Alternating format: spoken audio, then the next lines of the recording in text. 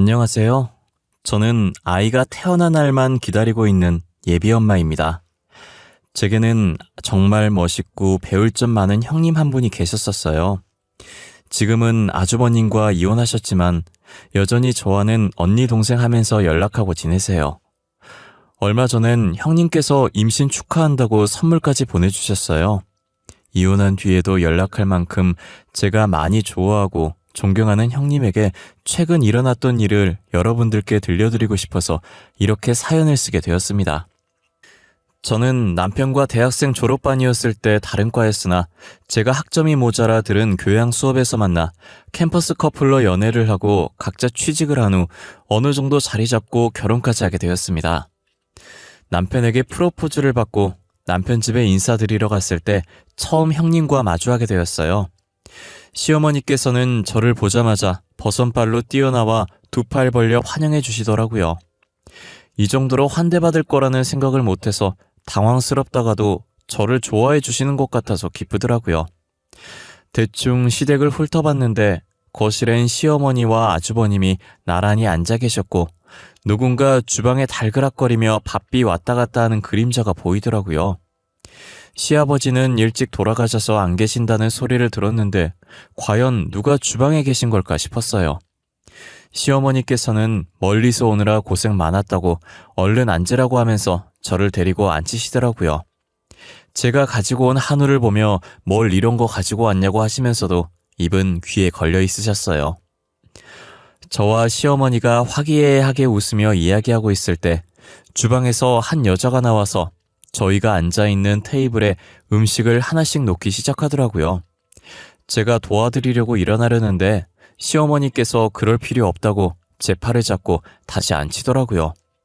저는 어떻게 반응해야 할지 모르겠어서 시어머니 말을 따르기로 했어요. 저희가 밥 먹고 있을 때 그 여자분은 주방에 서서 혼자 밥을 드시는 거예요. 저도 모르게 괜히 시선이 가서 주방으로 가고 신경이 쓰였어요. 밥을 빠르게 먹고 제가 먹었던 식기를 들고 주방으로 향했어요. 서서 밥을 먹다가 저를 발견하고 필요한 거라도 있냐며 화들짝 놀라는 거예요. 혹시 뭐 필요한 거라도 있어요? 밥이나 국 더 드릴까요? 앉아 계시면 제가 가져다 드릴게요. 그릇만 져주시고 앉아 계세요. 아니에요. 먹었어요. 그릇 물에 담가 놓으려고 온 거예요.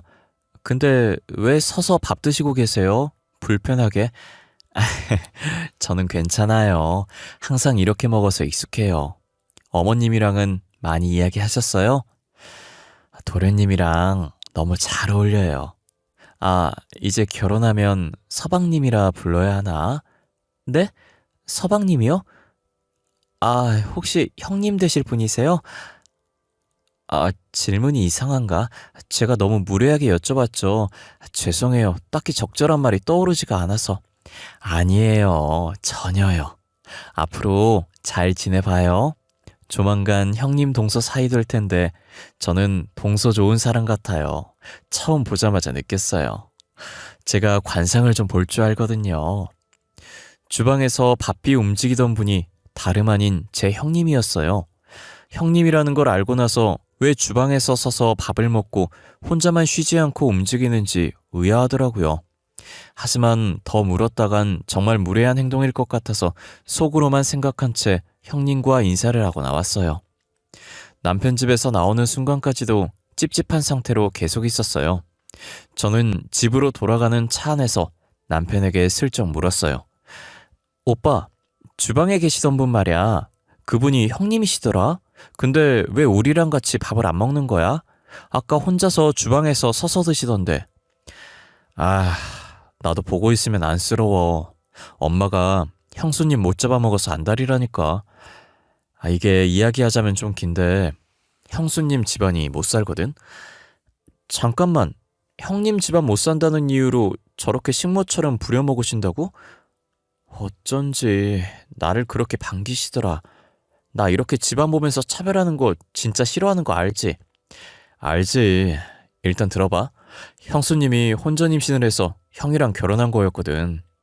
집안 보면 반대하고 싶은데 아이 때문에 허락한 거야. 근데 결혼하고 얼마 안 지나서 유산을 한 거지. 형님이 유산을 했다고? 왜? 몸이 안 좋으셨던 거야? 아까 본 것처럼 그렇게 사람을 부려먹는데 몸이 나만 하겠어? 엄마가 유산시킨 거나 마찬가지지. 하, 그 뒤로 구박이 더 심해졌어. 아무래도 애 때문에 결혼 허락한 거니까. 진짜 불쌍해 죽겠어. 아니, 임신한 사람을 부려먹었다고?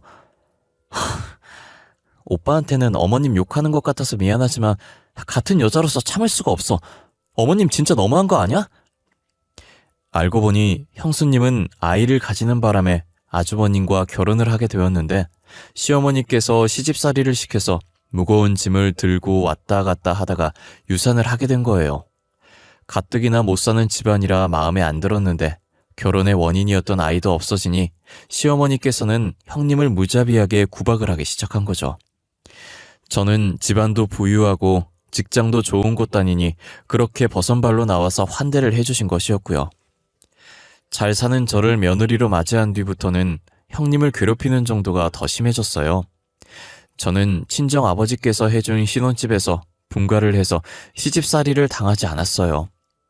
시어머니께서는 시댁에 안 와도 된다고 했지만 형님이 걱정돼서 자주 방문하려고 노력했었어요. 그러다 우연히 형님을 쥐잡듯 잡고 있는 시어머니의 모습을 보게 된 거예요. 너는 지금 시집 온 지가 얼마나 됐는데 아직도 우리 입맛을 몰라? 네 입맛에 맞추지 말고 우리 입맛에 맞추라고. 내 말 못 알아들어? 어? 죄송해요 어머님. 제가 금방 다시 해올게요. 비슷하게 따라한다고 한 건데 계량을 잘못했나 봐요. 어찌 잘하는 게 하나도 없어. 끼니 하나 못 챙겨 먹을 정도로 가난한 집안 받아줬더니 밥도 하나 제대로 못하고. 에휴, 이 아까운 것들을 어떻게 할 거야? 어머님, 무슨 일이에요? 도대체 무슨 일이길래 형님 머리를 숟가락으로... 뭔데요? 국이 짜요? 아닌데, 맛만 있는데. 뭐가 문제인데요? 어머, 우리 막둥이 언제 왔어? 아유, 막둥이 입에 맞나 보네. 그럼 그냥 먹을까? 공주님은 주방에 들어오는 거 아니에요. 나랑 거실에서 TV나 보자꾸나. 그네, 너는 얼른 빨리 상 차리고. 아니에요 어머님, 저는 형님 도와드리고 같이 나갈게요. 제가 음식을 잘 못해서 형님한테 배울 것도 있어서요. 어머님 먼저 나가 계세요. 그러니? 하긴 너는 친정에서 가정부가 다 해줬으니까 요리를 한 번도 못 해봤겠구나. 그럼 나 먼저 나가 있으마. 너는 우리 막둥이한테 잘 가르쳐줘. 알겠니? 시어머니께서는 국이 자기 입맛에 안 맞다고 간을 보던 숟가락으로 형님 머리를 치시는 거예요. 제가 놀라서 시어머니를 막았고 시어머니는 저를 주방에서 내보내려고 하시길래 형님께 배울 게 있다는 핑계대고 시어머니만 내보내고 옆에서 형님을 도와줬어요. 시어머니는 나가면서까지도 제가 잘 산다는 것을 어필하면서 형님을 무시하더라고요. 괜히 제가 시집을 와서 형님 구박만 더 늘게 만든 것 같아서 죄송했어요. 제가 형님이었으면 저를 엄청 원망했을 텐데 형님은 저를 이뻐하시더라고요. 도와줘서 고맙다면서 제가 아니었다면 어떤 게 날라왔을지 모르겠다며 웃으며 농담을 하시는데 저는 그런 형님을 보고 이게 농담할 일이냐고 속상하다고 했어요. 자신은 익숙해서 괜찮다고 하는데 익숙하다는 말이 제 가슴을 더 후벼 팠어요. 얼마나 많이 당했으면 사람이 저렇게 무뎌질 수 있는 건가 마음이 아팠어요. 그렇다고 아주버님이 시어머니를 말려주거나 형님을 도와주는 것도 아니었어요. 아주머님은 꼴랑 회사 하나 다니면서 온갖 유세를 떨면서 시어머니와 같이 형님을 괴롭혔죠. 형님을 식모처럼 부려먹는 게 시어머니랑 별반 다를 바가 없었어요. 그나마 저희 남편이 혼자 움직이고 있는 형님을 도와줬었어요. 형님 말에 의하면 저와 결혼 전에도 자취해서 같이 안 살던 남편이 종종 와서 도와줬다고 하더라고요. 남편은 지금도 저와 살면서 집안일을 많이 도와주고 있는데 어쩜 형제가 저렇게 다른지 모르겠어요. 같은 부모 아래서 태어난 사람이 맞을까 싶을 정도로 아주버님과 남편은 달라요. 한 번은 제가 있던지 말던지 주방에서 음식을 하고 있는 형님 얼굴에 셔츠를 던지더라고요. 새하얗게 깨끗이 빨려있는 셔츠였는데 도대체 뭐가 문제인가 했더니 단지 다림질 안 해놨다는 이유로 화가 나서 형님 얼굴에 셔츠를 던진 거예요. 셔츠는 그대로 떨어져서 냄비에 빠졌고 국색깔과 똑같이 빨갛게 물들기 시작했어요. 거기다 시어머니까지 와서 음식 타박을 하는 거예요. 아직도 다 안 됐냐부터 시작해서 셔츠 빠진 국물 어떻게 먹냐 다시 하라면서 난리였죠. 결국 저는 듣다 못 참겠어서 악하고 소리를 질러버렸어요. 제발 그만 좀 하세요. 왜 그렇게 형님을 못 잡아먹어서 안달이에요? 그깟 다림질 안 한 게 뭐가 그렇게 잘못한 건데요? 깨끗하기만 하면 되지. 아주버님은 손 없어요? 아니, 당장 내일 출근할 때 입어야 하는데 다림질이 안 되어 있잖아요. 지금 입을 거 아니잖아요. 아직 내일 되려면 멀었는데 나중에 하려고 하셨겠죠. 아니면 아주버님이 하시던가. 결국은 아주버님이 셔츠 던져서 내일 못 입게 됐잖아요. 아니에요? 재수씨, 제가 셔츠를 던진 건 잘못하게 했는데요. 애초에 다림질이 되어 있었으면 제가 이렇게 던지지도 않았겠죠. 말로 해도 되는 일 아니었어요? 굳이 셔츠를 주방까지 찾아와서 던지셔야겠어요? 그리고 어머님, 셔츠 그거 아주버님이 던져서 빠진 건데 그게 형님 잘못이에요? 나는 우리 아들이 던진 건지 몰랐지. 알았으면 안 그랬어. 진짜야. 돌아와 보니까 셔츠가 국에 빠져 있는데 내가 어떻게 알았겠어? 거짓말 치지 마세요. 아주버님이 하시는 말씀 다 들었잖아요. 국 망친 건 아주버님이니까 아주버님이 다시 만드세요. 그리고 형님 좀 그만 잡으세요. 네? 저는 참아왔던 걸 쏟아내고 아주버님께 국 다시 만들라고 하고 형님 손목을 잡고 거실로 나왔어요.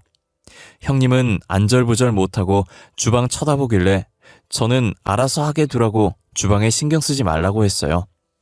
시어머니와 아주버님은 제 말이라면 꼼짝도 못하시던 분들이라 둘이서 국을 만들고 계시더라고요. 제가 한 소리 좀 했다고 그 뒤로는 잠잠해져선 형님 괴롭히는 게 덜하더라고요. 그때까지만 해도 제가 한 행동이 잘한 행동인 줄 알았어요. 하지만 오로지 저와 함께 있을 때만 제 눈치를 보며 괴롭히지 않았던 것이었고 제가 집으로 돌아가는 순간부터 전보다 심하게 괴롭혔어요. 저의 행동으로 인해 형님에게 더 안 좋은 상황을 만들어버린 거예요. 저는 형님께서 티를 전혀 안 내셔서 미처 몰랐어요. 제가 먹었던 그릇 나르고 형님께서 설거지한다고 소매를 살짝 올리는데 팔 쪽에 멍자국이 있는 거예요. 저는 너무 놀라서 형님 옷을 올려다 봤더니 몸에 멍자국이 군데군데 있더라고요. 이게 다 뭐냐고 했더니 한참 뜸을 들이다가 사실 그날 이후로 더 심해지셨다고 이젠 가끔 시어머니께서 물건도 집어던지셔서 맞고 멍든 거라고 하는 거예요. 그때 제가 아무 말 없이 가만히 있는 게 형님을 도와주는 거구나라는 걸 알게 됐어요. 멍자국을 보니 괜히 제가 나서서 이렇게 된 것만 같아 너무 죄송하더라고요. 형님은 괜찮다고 그날 자기 대신 소리 질러줘서 고맙다고 속이 시원했다고 하는 거예요. 동서, 나는 괜찮아. 진짜야. 그날 나 대신 동서가 소리 질러줘서 고맙던데 내 속이 다 시원하더라니까. 그러니까 너무 미안해하지 마. 어떻게 그래요? 저 때문에 더 심해졌는데 제가 괜히 나서가지고 형님만 더 안 좋게 만들었어요. 어떡해요. 진짜 너무 죄송해요. 이렇게 될 줄은 정말 몰랐어요. 나 진짜 괜찮다니까. 나도 솔직히 소리 지르고 싶었거든. 근데 동서도 알잖아. 내가 소리 지르면 얼마나 욕을 하시겠어. 고민하고 있었는데 대신 질러줘서 너무 고마워. 그래도 제가 미안한 표정을 지으며 고개를 숙이자 형님은 제 손을 꽉 잡으면서 살짝 웃으셨어요. 그러더니 저희 남편이랑 하는 짓이며 성격이며 비슷한 게 끼리끼리 잘 만났다고 하시더라고요. 제 남편도 몇 번이나 그만하라고 했었고 항상 미안한 표정으로 형님을 본다는 거예요. 어쩜 똑 닮은 사람끼리 만났냐며 그런데 이런 표정이 더 힘 빠진다고 그냥 웃어달라고 하더라고요.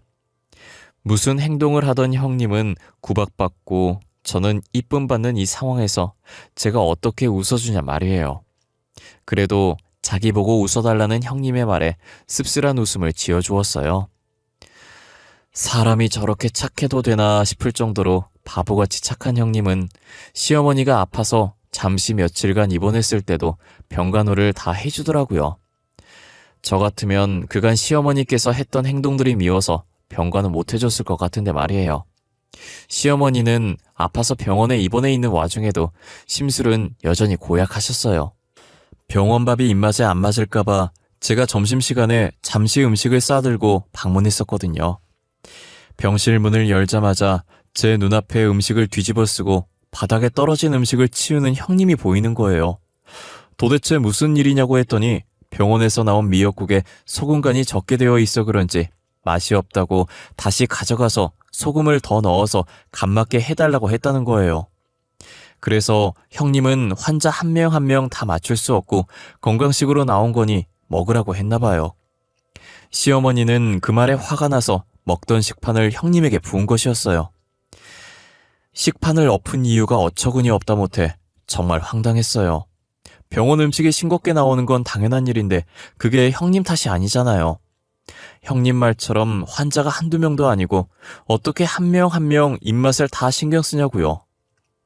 계속 참아야지 하다가 결국엔 못 참고 또 시어머니께 화를 냈어요. 그렇다고 이렇게 사람한테 음식을 붓는 몰상식한 행동을 해야겠냐면서요. 시어머니는 할 말을 잃고 어버버 하길래 그대로 형님 손목을 잡고 나왔고 제가 사온 음식도 시어머니한테는 아깝다는 생각에 그냥 같이 들고 나와버렸어요. 이대로 뒀다간 형님이 계속 식판 뒤집었을 것 같아서 제 돈으로 간병인을 고용해서 시어머니가 퇴원할 때까지 형님을 쉬게 했어요.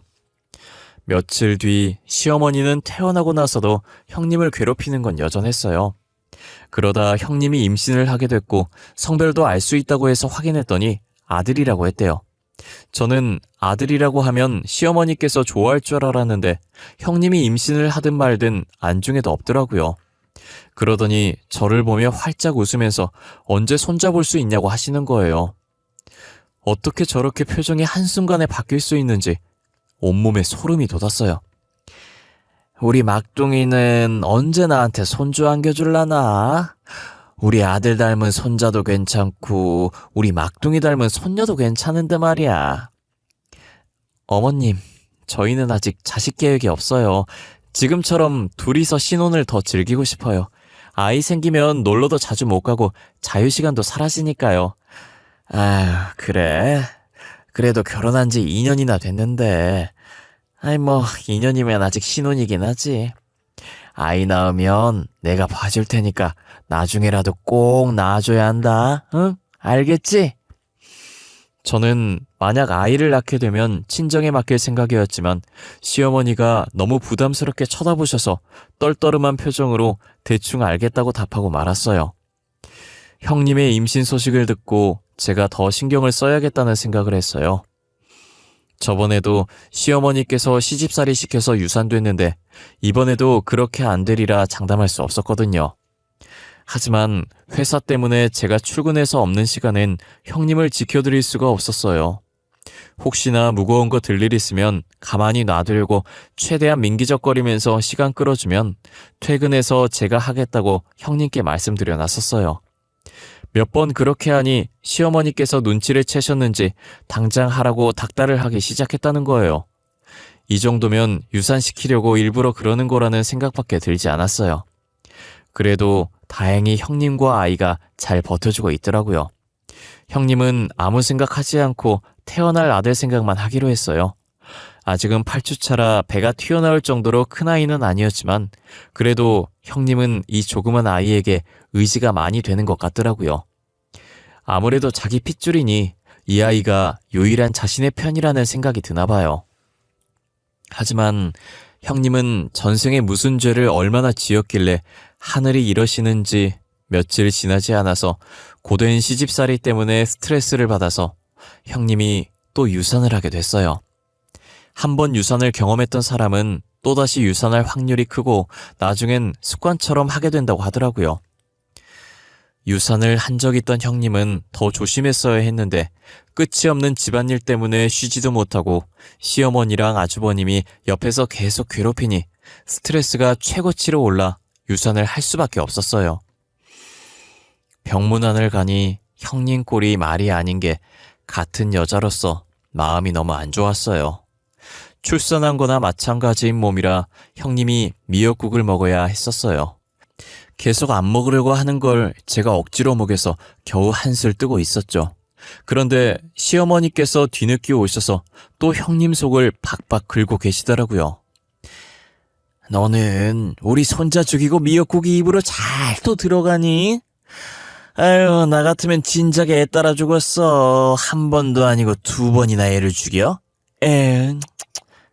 어머님, 가뜩이나 힘든 사람한테 왜 그렇게 말씀하세요? 형님은 유산 하고 싶어서 한 거예요? 아니잖아요. 지금 누구보다 힘든 사람이 형님이에요. 나는 그저 장남 닮은 손자 기대했는데 이렇게 되니까 그럴 거지. 막내 너는 왜 계속 저 못된 거 편만 드는 거야? 나도 속상해서 그랬어, 속상해서. 속상해서 그랬다고요? 속상하다고 사람 면전에 대고 그렇게 막말하는 사람은 없어요, 어머님. 제가 왜 형님 편만 드는지 잘 생각해 보세요. 그동안 어머님께서 형님한테 한 행동들 생각해 보시라고요. 제 말에 시어머니는 기가 찬다는 듯 허참 이런 소리 내면서 궁시렁거리고 있었고 저는 남편한테 손짓으로 시어머니 데리고 나가라고 했어요. 형님은 아무 말도 못하고 눈물만 흘리면서 미역국을 먹는 둥 마는 둥 했어요. 형님께서 이거 다 먹을 때까지 안 나갈 거라고 하니 다시 숟가락을 들어서 억지로 먹더라고요. 아이 잃은 것도 슬픈데 시어머니까지 저렇게 난리치니 얼마나 서럽겠어요. 저는 더 이상 형님에게 힘든 일이 안 생겼으면 좋겠다고 생각했어요. 차라리 형님이 아주버님과 이혼을 하는 게 더 행복하지 않을까 싶기도 했고요. 도대체 왜 이런 취급받으면서도 이혼을 하지 않는지 모르겠어요. 저였다면 당시 아이를 가지고 있었다고 해도 바로 이혼했을 것 같은데 말이에요. 그리고 저는 이제껏 형님이 화를 낼 줄 모르는 사람인 줄 알았어요. 화내는 방법이 뭔지 몰라서 그렇게 당하고 사나 했는데 형님도 화를 낼 줄 아는 사람이었더라고요. 형님에게만 왜 계속 이런 일이 생기는지 모르겠는데 형님 어머님도 병으로 병원에 입원하게 된 거예요. 가뜩이나 형편이 어려워서 감기 걸려도 병원에 안 가고 버티던 형님이셨는데 어머님 병원비를 댈 수 있는 처지일 리가 없었어요. 저는 시어머니와 아주버님 몰래 형님을 불렀고 조금이나마 보태라고 100만 원을 건넸어요. 형님은 돈 봉투를 보고 놀라며 손사래를 치면서 안 받겠다고 했지만 제가 억지로 가방 안에 넣었고 다음에 어머님 완쾌하시면 밥 한 끼 사는 걸로 퉁치자고 했어요. 형님은 자신이 무슨 복으로 저 같은 동서를 뒀을까 하면서 숨죽여 우시더라고요. 오히려 제가 도움을 많이 못 드려서 미안하다고 울고 계신 형님을 안아줬어요. 병원비는 제가 도와줘서 어찌저찌 해결을 했는데 병간호가 문제였어요. 형님이 어머님 병간호를 하러 가려고 하는데 시어머니와 아주버님이 가만 놔둘 리가 없었죠. 형님은 밥을 차려주고 평소처럼 주방에 서서 밥을 먹다가 한참을 우물쭈물거리더니 겨우 입을 뗐어요. 어머님, 저 당분간 저희 엄마 병간호를 좀 해야 할 것 같아요. 엄마 몸 상태가 생각보다 많이 안 좋으신 것 같아서요. 아니, 네가 가면 이 집구석은 어떻게 하라는 거냐? 밥은 누가 하고 청소는 누가 해? 절대 안 된다. 나는 안 된다고 했으니 알아서 하거라, 어? 저번에 어머님 입원했을 때도 제가 병간호 했었잖아요. 저희 어머님도 병간호가 필요하세요. 자식도 저밖에 없어서 챙겨줄 사람이 저밖에 없어요, 어머님. 여자는 출가 외인이란 말 모르니? 너 결혼한 순간부터 그 집 식구가 아니라 우리 집 식구야. 가긴 어딜 간다고 그래? 사돈 어른께서 어련히 알아서 챙기시겠니? 그러니 너는 집에서 우리나 잘 챙겨.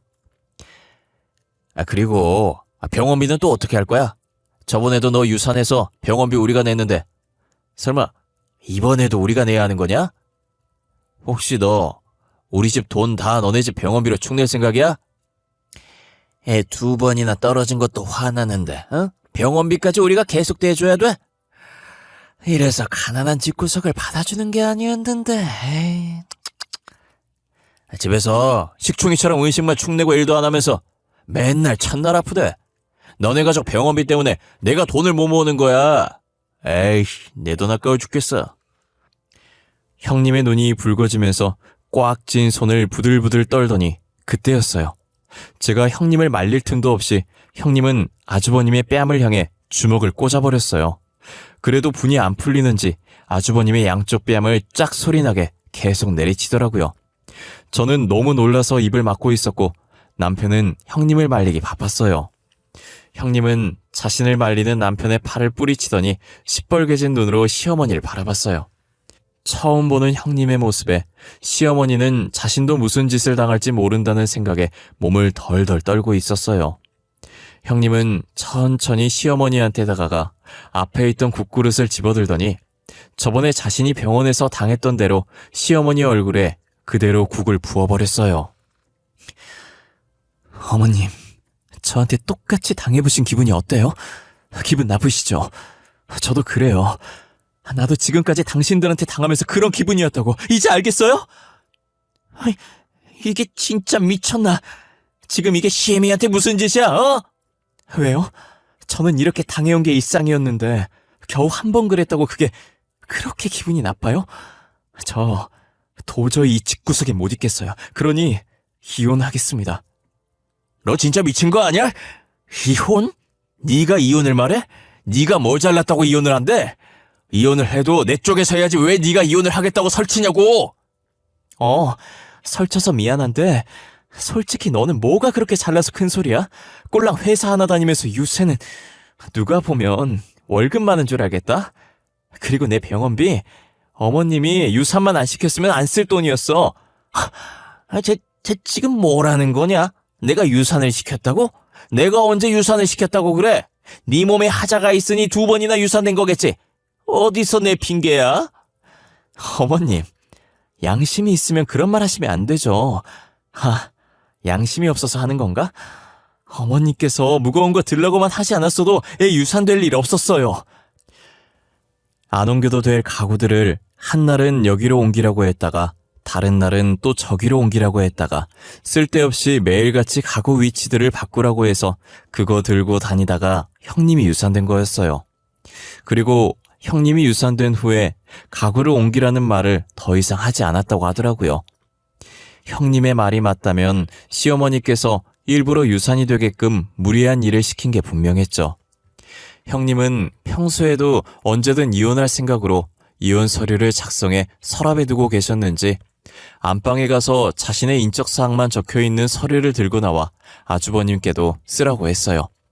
아주버님은 절대 이혼 안 해줄 거라며 쓸 수 없다고 버티셨고 저는 형님을 도와드리기 위해 아주버님이 계속 그렇게 나오면 제가 대신 이혼 소송을 준비해 주겠다고 했어요. 저는 시어머니가 형님께 물건 던져서 생긴 멍자국도 다 찍어뒀다고 그 사진을 증거로 제출해서 폭행까지 엮어 이를 더 키워보겠다고 했죠. 아주버님은 어쩔 수 없이 이혼 서류에 도장을 찍어야 했고 합의 이혼으로 마무리를 했어요.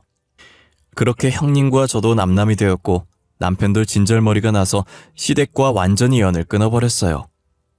형님은 여전히 저를 이뻐하셨고 저희 부부와는 계속 연락을 하며 지냈어요. 제가 계속 형님이라고 부르니 자신은 더 이상 형님이 아니라며 언니 동생 하자고 하더라고요. 저는 뭐든 좋다고 그렇게 하자고 했고 지금은 전보다 훨씬 더 가까운 사이가 됐어요. 형님이 무엇을 하든 남편과 같이 응원해주고 있어요. 형님은 일을 하고 싶어 했는데 아무래도 시댁에서 집안일 하느라 경력이 없어서 이력서를 넣어도 받아주는 곳이 없더라고요. 그래서 저희 아버지께 부탁을 드려서 형님을 고용해보는 게 어떠냐고 했어요. 평소에도 되게 꼼꼼해서 일을 잘할 거라고 하니 아버지는 저를 믿고 형님을 회사로 불렀어요. 경력이 없다 보니 제일 밑바닥부터 시작하게 됐지만 형님은 그거라도 어디냐고 고맙다고 했어요. 형님은 정말 보잘것없는 조그만 일이라도 감사한 마음으로 했어요. 어떤 일이든 마다하지 않고 꼼꼼하게 실수 없이 해내서 아버지와 다른 직원들이 좋아했어요. 형님이 열심히 하니 금방 정직원도 됐고 자리도 하나 생겼어요. 저는 형님이 빠르게 성장하는 모습을 보니 괜히 뿌듯하더라고요. 형님은 저 덕분에 회사에 들어오게 된 건데 제 얼굴에 먹칠할 수 없어서 더 열심히 했다고 하더라고요. 저는 형님이 그 마음 변치 않고 앞으로도 지금처럼 열심히 일하면서 잡생각하지 않고 계속해서 꽃길만 걸었으면 하는 생각이 들어요. 그리고 시댁 식구들도 자신이 그동안 무엇을 잘못했는지 뼈저리게 느꼈으면 좋겠네요. 지금까지 저의 긴 이야기를 들어주셔서 감사합니다. 여러분들은 시어머니처럼 행동하지 마시고 늘 주변 사람들과 행복한 나날들을 보냈으면 좋겠습니다. 그러면 이만 마치겠습니다. 감사합니다. 오늘도 좋은 하루 보내세요.